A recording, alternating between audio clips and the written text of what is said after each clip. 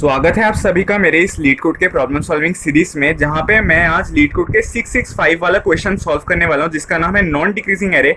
इसको गूगल पे टाइप करके आप पहले क्वेश्चन को पढ़ सकते हैं और सोल्यूशन को खोजने की चेष्टा कर सकते हैं खुद से, और फिर अगर नहीं हुआ तो मेरा वीडियो देख सकते हैं। तो ये एक मीडियम क्वेश्चन है और हम इस क्वेश्चन के आंसर को डिस्कस करेंगे। तो शुरू करते हैं। पहले की इनपुट आउटपुट क्या होगा इस क्वेश्चन का, और इस क्वेश्चन में हमसे क्या चाहता है, इसको सबसे पहले अच्छे तरीके से समझेंगे, फिर इस क्वेश्चन के सोल्यूशन को खोजने की चेष्टा करेंगे अच्छे से। तो क्वेश्चन में हमें पहले क्या गिवन रहेगा कि एक इनपुट गिवन रहेगा जो एक एरे रहेगा।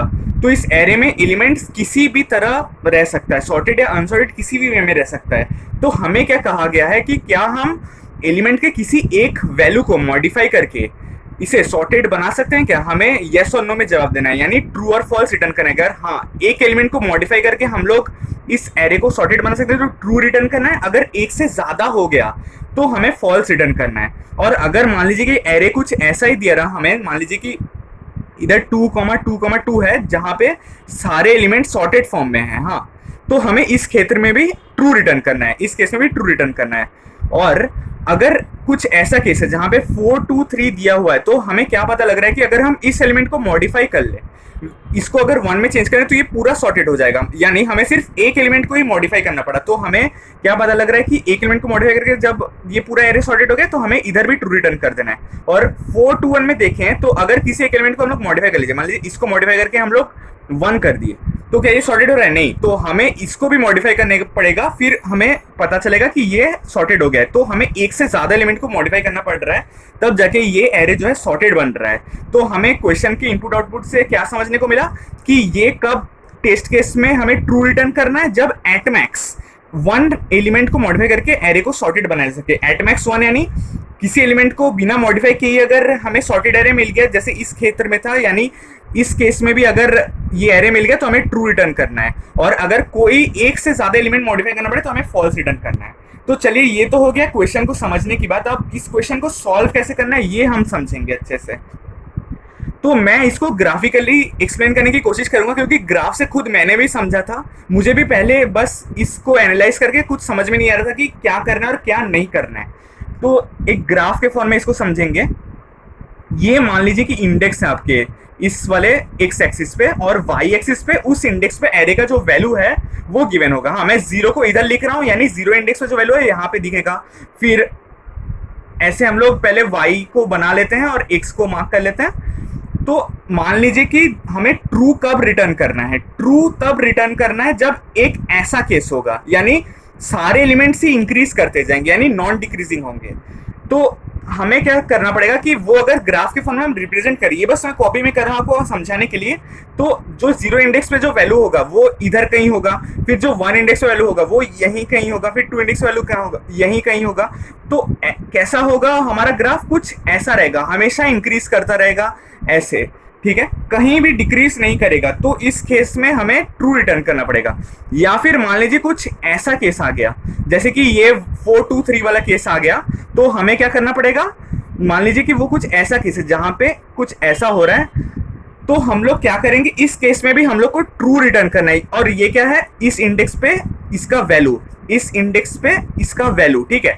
तो क्या हो रहा है कि अचानक से इंक्रीज करके फिर डिक्रीज कर रहा है, पर हमें तो क्या चाहिए कि ऐसा ही हो हमेशा, कि या फिर इंक्रीज करे हमेशा, या फिर ग्राफ हमेशा ऐसा रहे, ठीक है। इक्वल भी हो सकता है कि हर जगह इक्वल ही हो गया, जैसे इस केस में था।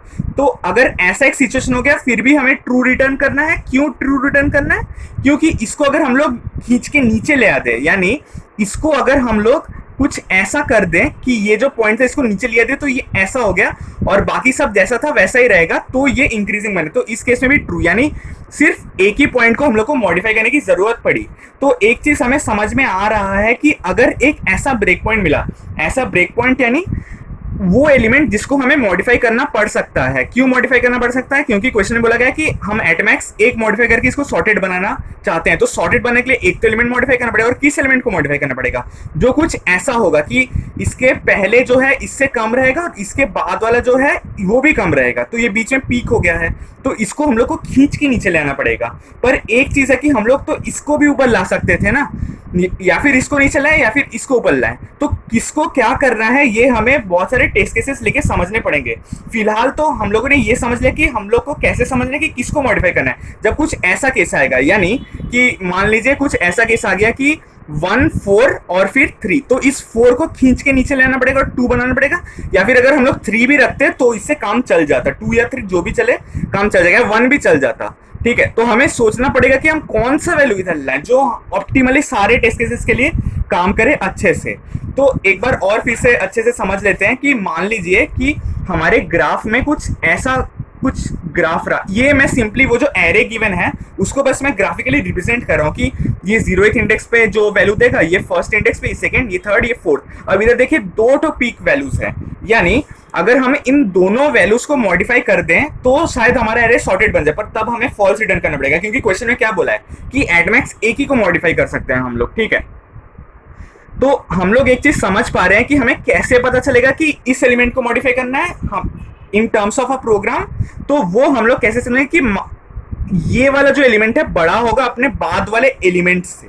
ठीक है, तो इससे हमें पता चलेगा कि हमें कुछ कुछ काम करना है, और जब हमें ऐसा लगेगा कि ये वाला काम हम 2 बार करें कि ये वाला एलिमेंट पहले वाला एलिमेंट बाद वाले एलिमेंट से बड़ा है 2 बार, तब हमें फॉल्स रिटर्न कर देना है। हाँ, 2 बार यानी ग्रेटर देन 1 होने से फॉल्स कर देना है। तो एक काउंटर हम लोग रख लेंगे और देखेंगे कि जब ऐसा सिचुएशन आ रहा है उसमें से अगर एक से ज्यादा बार आ गया तब तुरंत फॉल्स रिटर्न कर देना है। हाँ, और अगर दो नहीं हुआ है यानी पहली बार हो रहा है, तब हमें क्या करना है, इसको खींच के नीचे लाना है।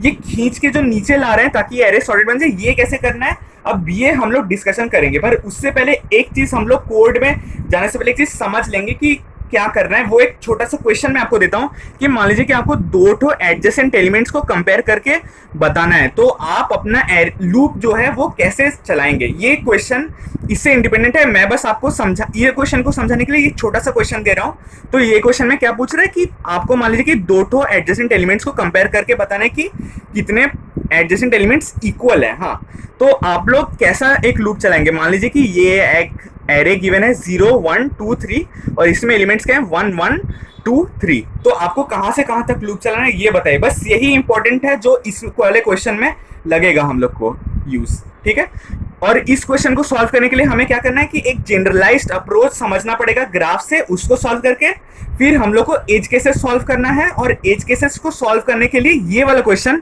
समझना थोड़ा सा जरूरी है। ठीक है, और ये इजी भी है, इसके सामने तो कुछ भी नहीं, ये अभी आप बता पाएंगे, खुद से ही बता पाएंगे कि मान लीजिए हम लोग को 2 ठो एडजेसेंट एलिमेंट्स कंपेयर करना है, तो हम लोग को लूप कहां से कहां तक चलाना है, हमें चलाना है 0 से लेके 2 तक लूप चलाना है। और क्यों चलाना है, मान लीजिए कि हम लोगों ने 3 तक चला दिया लूप और हम लोग ऐसे ऐसे कंपेयर करते जाए, तो जब 3 पे आएगा तब ये वाले एलिमेंट से कंपेयर करने का, और इधर तो कोई एलिमेंट है ही नहीं, तो रन टाइम एरर थ्रो हो जाएगा। तो हमें लूप कहां तक चलाना है, यहां तक चलाना है, वो जो लास्ट इंडेक्स है उसके पहले तक चलाना है हमें। ठीक है, और ऐसा मैं क्यों बोल रहा हूं, इसका इस क्वेश्चन से क्या रिलेशन है, क्योंकि हमें हमेशा देखना पड़ेगा कि ये जो एलिमेंट है इसके बाद वाले एलिमेंट से ये बड़ा है कि छोटा, ये देखना है। तो ये क्वेश्चन से आप क्या रिलेट कर पा रहे हैं कि ये जो एलिमेंट है हम एडजेसेंट कंपेयर कर रहे हैं, तो हमें लूप कहां तक चलाना पड़ेगा, for int i equals to 0 से लेके i लेस देन n-1 तक चलाना पड़ेगा। और क्यों n-1 तक चलाना पड़ेगा, क्योंकि n जो है इस एरे का साइज है, n है 4, तो हमें लास्ट इंडेक्स के पहले तक चलाना है। तो लास्ट इंडेक्स क्या है, n-1 which is equals to 3, तो लास्ट इंडेक्स के पहले तक क्या है 2, तो लेस देन 3 यानी 2 तक चलेगा, 0 और 1 2 के लिए चलेगा।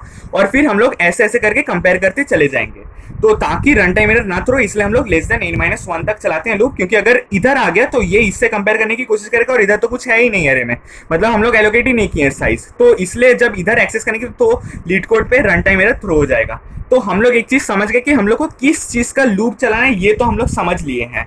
और अब हमें क्या करना है कि अब हमें किस केस में काम कर रहे हैं, यानी किस केस में हमें इसको मॉडिफाई करना है। हमें उस केस में मॉडिफाई करना है जब i इधर होगा और i+1 का वैल्यू जो है नम्स एरे में वो जो है छोटा होगा, यानी अगर नम्स ऑफ i बड़ा हुआ नम्स ऑफ i+1 से, तभी हमें कुछ काम करना है। तो जो मैंने आपको कहा कि हम इसे एक बार ही मॉडिफाई कर सकते हैं, यानी ये सिचुएशन जो है, ये सिचुएशन ये ग्राफ में यानी एरे में एक बार ही आना चाहिए हमारा। तो हमें काउंटर रख लेंगे int c इक्वल्स टू 0 करके, और हम क्या करेंगे कि ये जो काम है, ऐसा सिचुएशन है तभी करेंगे जब नम्स ऑफ i जो है ग्रेटर देन हो जाता है नम्स ऑफ i+1 से। नम्स ऑफ i जो है ग्रेटर देन हो जाता है नम्स ऑफ i+1 से, तब c++ कर देंगे। ठीक है, और इधर कुछ कुछ काम भी करना है, सी प्लस प्लस कर देंगे। और अगर सी टू हो गया, सी जो है टू हो गया हमारा इधर, तो रिटर्न फॉल्स कर देंगे। ओके, रिटर्न फॉल्स करेंगे। क्यों? क्योंकि ऐसा सिचुएशन एक बार ही अलाउड है हमारे क्वेश्चन में, अगर दो बार आ गया तो हमें क्या करना है कि ये एक्चुअली में गलत लिखा हूं, मैं बोला है कि एट मैक्स 1 यानी 1 तक ही होना चाहिए, अगर 3 भी आ सकता है। तो हमें क्या करना है कि अगर ये ग्रेटर देन 1 हो गया तो हमें रिटर्न फॉल्स करना है। तो इसी गलतियों को ठीक करते करते आप अपने प्रोग्राम को ठीक करते हैं, तो जैसे मैंने ठीक किया आप भी इसको ठीक कर सकते हैं अगर आपने ये गलती किया था तो सी ग्रेटर देन 1 हो गया, यानी ये जो सिचुएशन है एक से ज्यादा बार ही अगर आ गया तो तुरंत रिटर्न फॉल्स और कुछ करना नहीं। और अगर इस लूप में काम करने के बाद सी 1 ही रहा, यानी इधर रिटर्न फॉल्स नहीं हो, तो बाहर निकल के रिटर्न ट्रू करना है। अब जो एक्चुअल आता है वो है कि इधर क्या कोड करना है हमें, वो हमें अच्छी तरीके से सोचना पड़ेगा। तो हम चलिए इस सिचुएशन को अच्छी तरीके से लिखते हैं और सोचते हैं कि कैसे हम इसको मॉडिफाई कर सकते हैं। तो ये वाला सिचुएशन कब आएगा कि ये i वाला इंडेक्स है, ये i प्लस 1 वाला इंडेक्स है, और ये i माइनस 1 वाला इंडेक्स है, और ये i माइनस 1 पे जो वैल्यू है, ये i पे जो वैल्यू है, और ये i प्लस 1 पे जो वैल्यू है वो है। इसको मान लीजिए हम लिख देते हैं 1 2 3, यानी हमारा जो i इंडेक्स पे उस पे 3 आ रहा है अभी इधर, i प्लस 1 पे 2 और i माइनस 1 पे 1 आ रहा है हमें। तो हम समझ सकते हैं कि अब हमें ये i वाले इंडेक्स के जो वैल्यू है उसको मॉडिफाई करना पड़ेगा। तो हम कैसे मॉडिफाई कर सकते हैं? हमारे पास दो रास्ते हैं। अब उन रास्तों में से कौन सा सही रास्ता है उसको चूज करके ही हमें ये वाला कोड इधर लिखना पड़ेगा, ठीक है। और हमें क्या करना पड़ेगा, अब हमें ये करना पड़ेगा कि हम आइदर इसको ऊपर ले आ सकते हैं या इसको नीचे ले आ सकते हैं, ठीक है। दोनों में से कौन सा सही होगा हमारे लिए, और क्या यही एक टेस्ट केस है जिसके ऊपर हमें काम करना पड़ेगा, कि और भी कुछ टेस्ट केसेस हो सकते हैं जिसके ऊपर हमें काम करना पड़ सकता है। तो ये भी हम लोग सोचेंगे। तो सबसे पहले तो हम एक कोई रास्ता चूज करके देख लेते हैं कि सही है कि नहीं। अगर गलत है तो उसको नहीं करेंगे और जो सही है उसी को करेंगे। तो सबसे पहले इसको हम लोग ऊपर ले जाते हैं। ओके, तो ये जो i प्लस 1 है इसको ऊपर ले जाते हैं। तो अब एरे क्या हो जाएगा, कुछ ऐसा हो जाएगा। हाँ, अब दोनों ही i और i प्लस 1 3 पे होंगे, क्योंकि i प्लस 1 को मैं i तक लेके गया हूं, तो दोनों 3 हो गए, और ये जो 2 है ये खाली पड़ जाएगा। अब प्रॉब्लम ये है कि ऐसा तो नहीं कि ये वाला ग्राफ इधर खत्म हो जा रहा है, ये तो मैंने एक छोटा सा पार्ट लिखा है, ये सिचुएशन लिखा है इधर। अब ऐसे तो बहुत सारा ग्राफ ऐसे कंटिन्यूअस हो सकता है इधर, ठीक है, जो इधर पॉइंट्स होंगे बहुत सारे कि इस इंडेक्स के लिए ये वैल्यू, इस इंडेक्स के लिए ये वैल्यू, ऐसा होता ही रहेगा। हाँ, तो अब मान लीजिए कि कोई वैल्यू इधर है और मैंने इसको इधर ला दिया, तो क्या होगा कि ये जो बाद का वैल्यू है ये तो इधर छोटा पड़ जाएगा ना। तो ये तो फिर से यही वाला सिचुएशन जो है फिर इधर भी आ गया। तो हमें मॉडिफाई करके फायदा ही क्या हुआ, अगर i प्लस 1 को हम लोग ऊपर ले जा रहे हैं। तो एक चीज हमें समझ में आ गई कि i प्लस 1 को अगर ऊपर ले गए हम लोग, तो इधर i प्लस 1 के बाद कोई छोटा वैल्यू हो सकता है, ठीक है, छोटा वैल्यू हो सकता है जिसकी वजह से हमें प्रॉब्लम आ जाए और ये हमें फिर से मॉडिफाई करना पड़ जाए। तो वो एक से ज्यादा बार आ जाएगा और हमें रिटर्न फॉल्स हो जाएगा, जबकि एक्चुअल में आंसर ट्रू आना चाहिए था।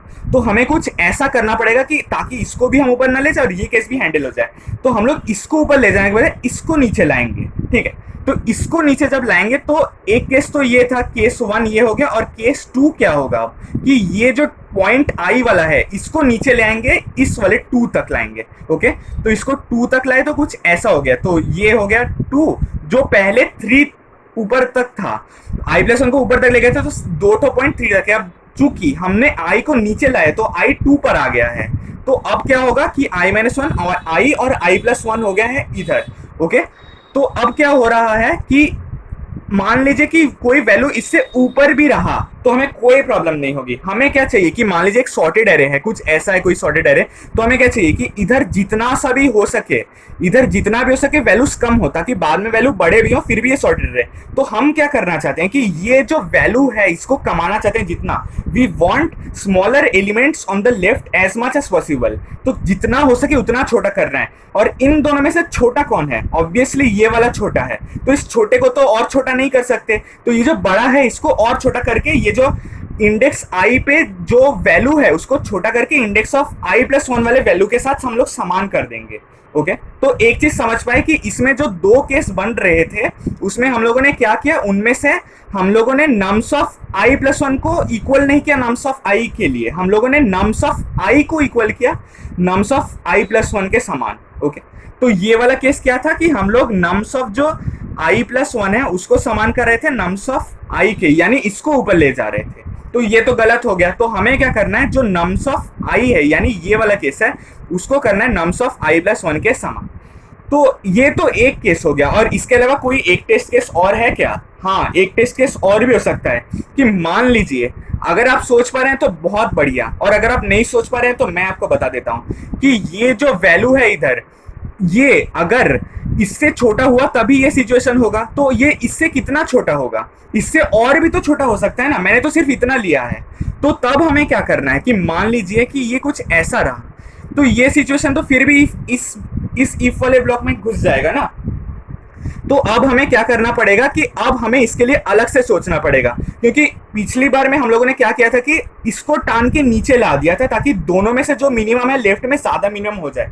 और अगर अब इस वाले केस में भी अगर इसको टान के नीचे ला दे तो देखिए एरे क्या बनेगा, कुछ ऐसा बन जाएगा। तो ये एरे जो है फिर भी अनसॉर्टेड ही रहेगा। तो एक एलिमेंट को मॉडिफाई करके फिर हमें एक और एलिमेंट इसको भी मॉडिफाई करना पड़ेगा, तो तब तो आंसर फॉल्स हो जाएगा। पर हम दो ठो एलिमेंट को बिना मॉडिफाई किए भी, इसको एक एलिमेंट के मॉडिफाई करने के बाद भी हमें ट्रू रिटर्न आ सकता है। कैसे? मान लीजिए कि अगर हम इसको इधर लेके गए, हम तो पहले इसको नीचे ले रहे थे, जो ये वाला केस था जो गलत हो गया। तो दूसरा केस क्या होगा कि अगर हम लोग ये जो वैल्यू है इसको नीचे नहीं लाने के बजाय इसको ही इसके समान कर दिए, यानी इसको ही इसके समान कर दिए, तो क्या होगा?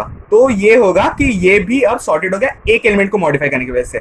अगर इसको नीचे लाते तो दो एलिमेंट को मॉडिफाई करना पड़ता, तब आंसर फॉल्स आ जाता। पर हमें तो क्या चाहिए? आंसर ट्रू चाहिए। तो हम एक एलिमेंट को ही मॉडिफाई करेंगे, तो एक एलिमेंट को ये वाले को मॉडिफाई करके ऊपर ले गए।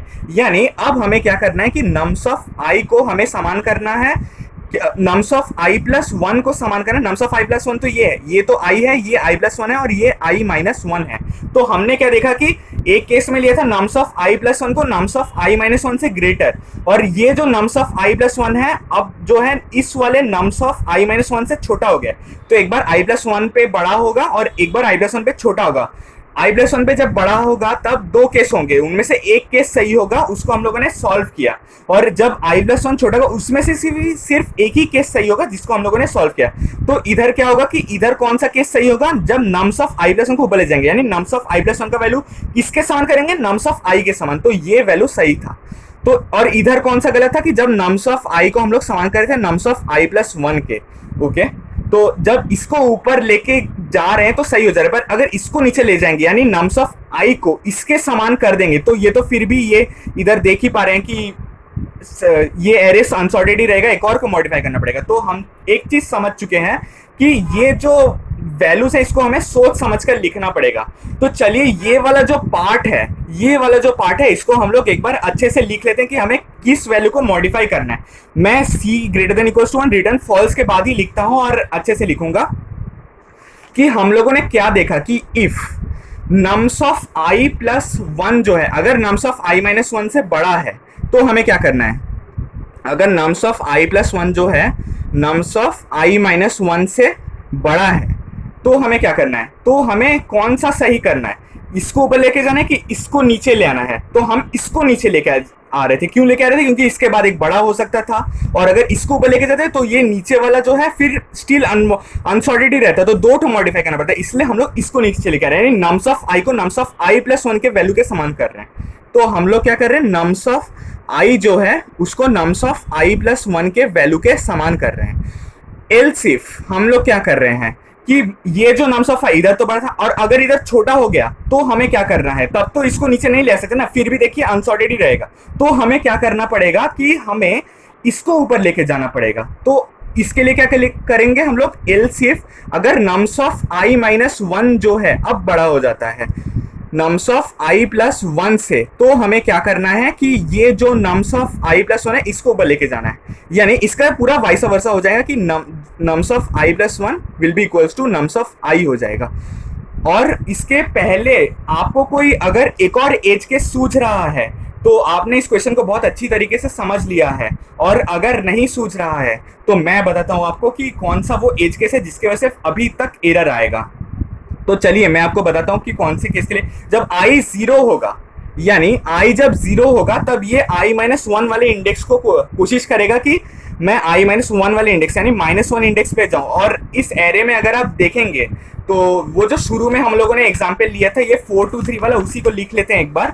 तो 4 2 3 वाला एग्जाम्पल लिख लेते हैं। इसमें तो ये वाला एलिमेंट बड़ा है तो इस इफ में ढुक जाएगा। फिर अगर हम लोग ये वाला इफ चलाने की कोशिश किए तो हमें गलत दे देगा। क्यों गलत दे देगा? क्योंकि इसके पहले तो कोई इंडेक्स ही नहीं है, तो रन टाइम एरर थ्रो हो जाएगा। तो हमें जो है इस वाले केस को एक अलग से सॉल्व करना पड़ेगा कि आई इक्वल्स टू अगर 0 है तब हमें क्या करना पड़ेगा, और अगर इफ में ढुक गया तो चलिए इसको हम लोग एलसीफ में लिख देते हैं और इसको भी एलसीफ में रहने देते हैं। तो आई अगर इक्वल्स टू 0 रहा तो हमें क्या करना पड़ेगा, हम लोग अब ये देखेंगे। हम क्यों देख रहे हैं? क्योंकि इधर ये रन टाइम एरर हो जाएगा, इसीलिए। तो हमें पता चलेगा कि एक एज केस है इधर, और आप ये भी बोल सकते हैं कि i+1 तो भी अगर हम लोग लास्ट एलिमेंट तक पहुंच गए तो i+1 भी तो रन टाइम एरर थ्रो कर देगा। पर नहीं, मैंने आपसे शुरू से ही कहा था कि i लेस देन n-1 तक ही हम लोग लूप चलाएंगे, ताकि वो सेकेंड लास्ट एलिमेंट तक ही लास्ट आई जाए और फिर लास्ट एलिमेंट तक पहुंचने के बाद कोई रन टाइम एरर ना थ्रो हो। इसलिए हम लोग लास्ट इंडेक्स तक i को नहीं ले जाके उसके पहले वाले इंडेक्स तक ले जा रहे हैं ताकि रन टाइम एरर ना थ्रो हो। तो मैंने बहुत बोल दिया। अब i इक्वल्स टू 0 पे हम लोग देखते हैं कि वो जो लास्ट एज केस है वो कैसे होगा। तो i इक्वल्स टू 0 पे सीन क्या होगा कि कुछ एरे ऐसे होगा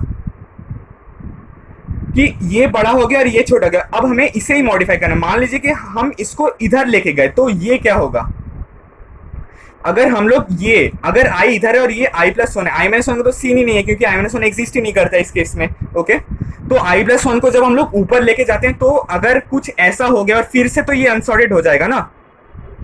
तो हम लोग एक चीज देख सकते हैं तो कि i+1 को नम्स ऑफ i+1 को नम्स ऑफ i के समान हम लोग नहीं कर सकते इधर। तो हमें क्या करना पड़ेगा, उल्टा करना पड़ेगा कि इसको नीचे ले आओ। अगर इसको नहीं ऊपर लेके जा रहे हो तो इसको नीचे लेके आओ।